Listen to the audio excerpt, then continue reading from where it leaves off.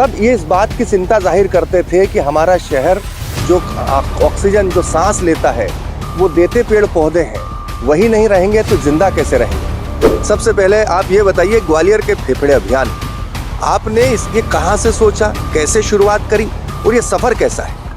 One जो होते हैं वो प्रकृति के फेफड़े होते हैं और हमारे क्षेत्र में वनों की कमी की वजह से बहुत सारी समस्याएं आ रही थी। ये लोग अपनी जेब से 100-500 रुपए का चंदा देते हैं, उससे सारी व्यवस्थाएं चलती हैं।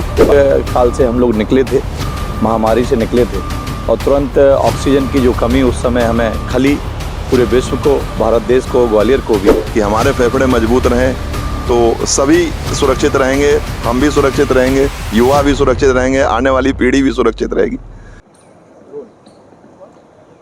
नमस्कार, मैं हूं भुवनेश सेंगर। द लपेटा यात्रा में आपका स्वागत है। हम इलेक्शन कवरेज में ग्वालियर में हैं। चुनावी कवरेज, चुनावी उठापटक के दूर कुछ अलग देखने को जब मिलता है, बड़ा सुकून मिलता है। शहरीकरण बढ़ रहा है, पेड़ कम हो रहे हैं, प्रदूषण बढ़ रहा है, आबो हवा ठीक नहीं है। इस पर चिंता जाहिर करना संसार का सबसे आसान काम है। उससे बड़ा काम ये है कि इस पर कुछ किया जाए, और उससे बड़ा काम ये है कि जिन्होंने कुछ करके दिखाया, जो हमारे साथ में हैं, उनके परिचय से पहले उनके काम के परिचय के लिए आप चारों तरफ एक बार कैमरा घुमा दें तो आपको थोड़ा थोड़ा समझ में आ जाएगा कि हम यहाँ बात किस चीज़ की कर रहे हैं। जी हाँ, ये अभियान है ग्वालियर के फेफड़े अभियान। ब्रजराज सिंह है, मैं इनसे पहले भी मिला था। तब ये इस बात की चिंता जाहिर करते थे कि हमारा शहर जो ऑक्सीजन जो सांस लेता है वो देते पेड़ पौधे हैं, वही नहीं रहेंगे तो जिंदा कैसे रहेंगे।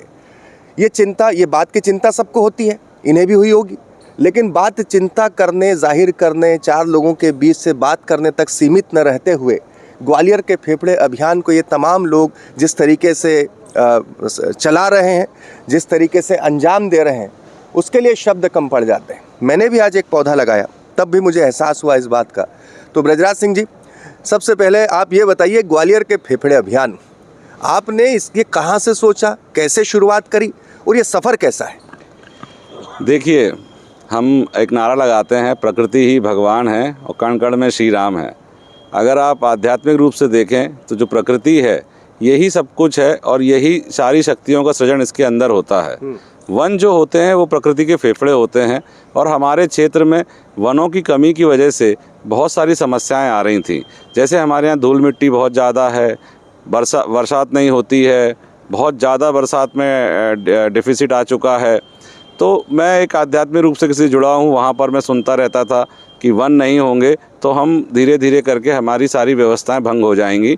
हम आज की डेट में अर्थ के पीछे भाग रहे हैं, अर्थ के लिए हम अवैध उत्खनन कर रहे हैं, अर्थ के लिए हम अपनी व्यवस्थाओं को, प्राकृतिक व्यवस्थाओं को बना रहे हैं। तो वहाँ से मुझे एक प्रेरणा मिली और उस प्रेरणा के अंतर्गत मैंने ये अभियान आज से 2 साल पहले चालू किया। ग्वालियर के फेफड़े नाम इसलिए रखा क्योंकि वन जो होते हैं वो फेफड़े होते हैं। अगर फेफड़े किसी भी मनुष्य शरीर में ख़राब हो जाएं तो पूरा शरीर ख़राब हो जाता है। उसी तरह अगर प्रकृति में अगर फेफड़े ख़राब हो जाएंगे तो सारी व्यवस्था भंग हो जाएगी। चलिए, तो अब मुझे एक बात बताइए, आपने सोचा कितने साल पहले, ये शुरुआत कितने साल हुए से? 2 साल पहले। 2 साल से आज हम देख रहे हैं आप अर्बन फॉरेस्ट डेवलप कर रहे हैं, शहरी क्षेत्र में जंगल जैसा आप विकसित कर रहे हैं। कितने पौधे लगा चुके हैं आप? देखिए, अभी हमें वनों में लगाने की परमिशन नहीं मिली है। हमारे अभियान का उद्देश्य तो लगभग 20 लाख वृक्ष लगाने का है, तो अभी हम शहर के अंदर ही लगा रहे हैं। आपने सही कहा कि हम अर्बन फॉरेस्ट डेवलप कर रहे हैं।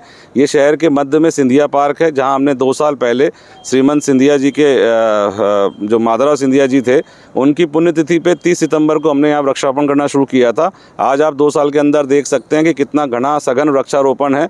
आसपास के लोग इसको बहुत ज़्यादा वो करते हैं। हमारे ये साथी हैं रामनाथ जी, इनको पूरा इस क्षेत्र का व्यक्ति पहचानता है कि ये इसकी सेवा करते हैं।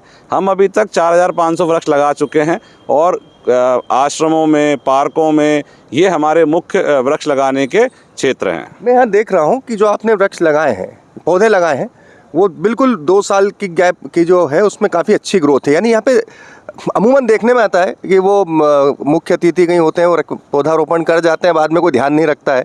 कई जगह ऐसा होता है, लेकिन यहाँ बिल्कुल ध्यान रखा जाता है। हमारे हर वृक्षारोपण के स्थल पर एक व्यक्ति है जो ये कार्य करता है। यहाँ पे जो लोग देख रहे हैं ये लोग अपनी जेब से 100-500 रुपये का चंदा देते हैं, उससे ये सारी व्यवस्थाएं चलती हैं। बाकी ईश्वर हमको इतनी शक्ति दे रहा है कि हम धीरे धीरे करके आगे बढ़ें। जी, आपका नाम? धर्मेंद्र आर है। धर्मेंद्र भाई, आप किस तरह से जुड़े, आपका भी क्या अनुभव रहा?